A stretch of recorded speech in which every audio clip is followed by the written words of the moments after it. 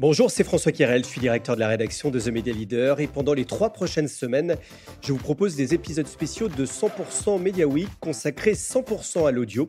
C'est à l'occasion d'InnovAudio Paris 2025 qui aura lieu le 25 novembre prochain à la Maison de la Radio.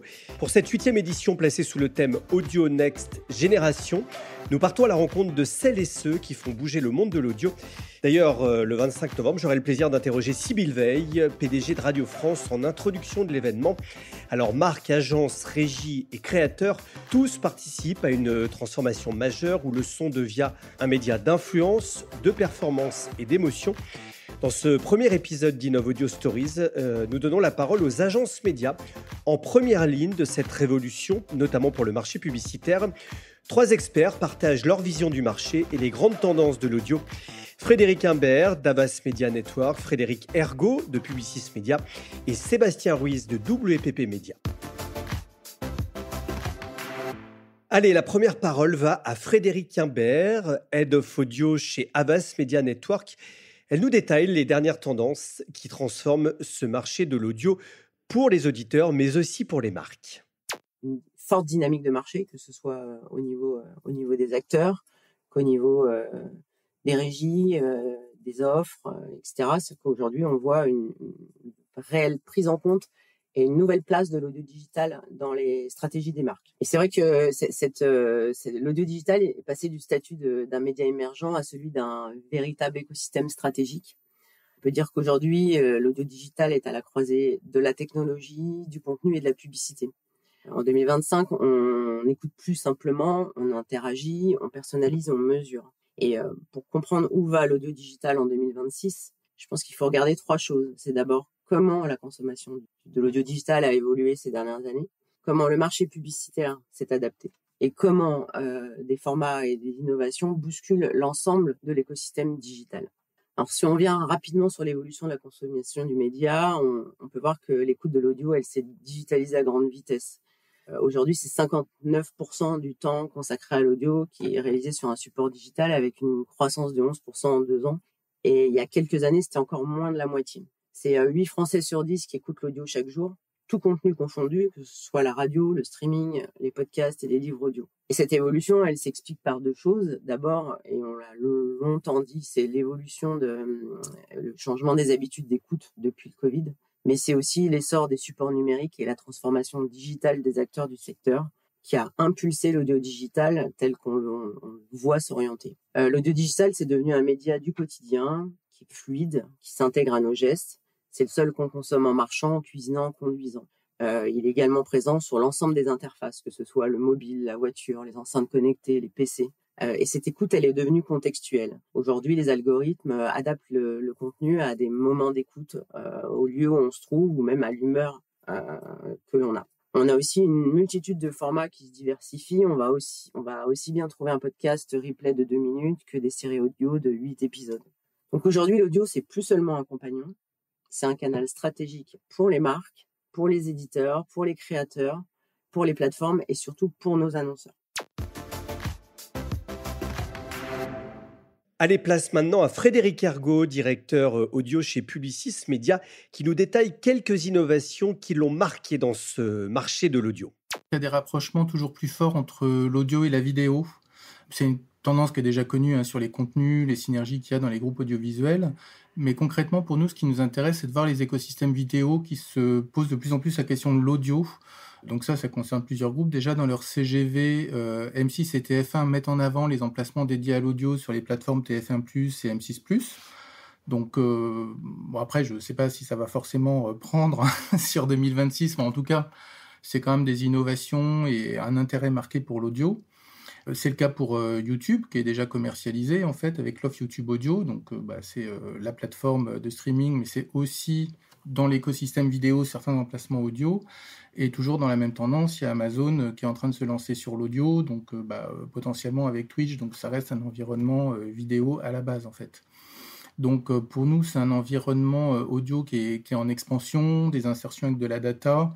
Et ça correspond quand même à une attente du marché sur l'audio digital, enfin du moins des annonceurs, sur les garanties de diffusion, l'audience qualifiée, enfin des choses qui sont proposées dans des environnements audio, mais de manière plus compliquée parce que pas forcément logué, pas forcément avec la data.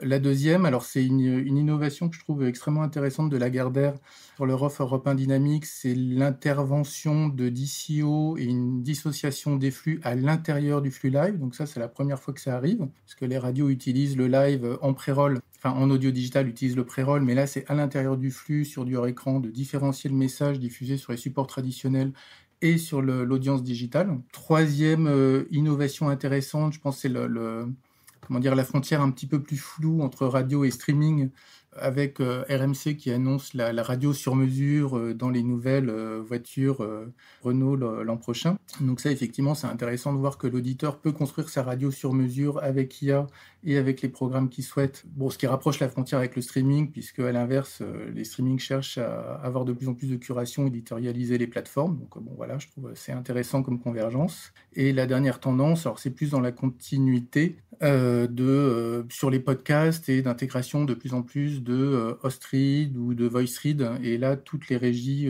proposent ça. Voilà. Donc c'est une intégration plus forte et une meilleure interaction avec l'auditeur.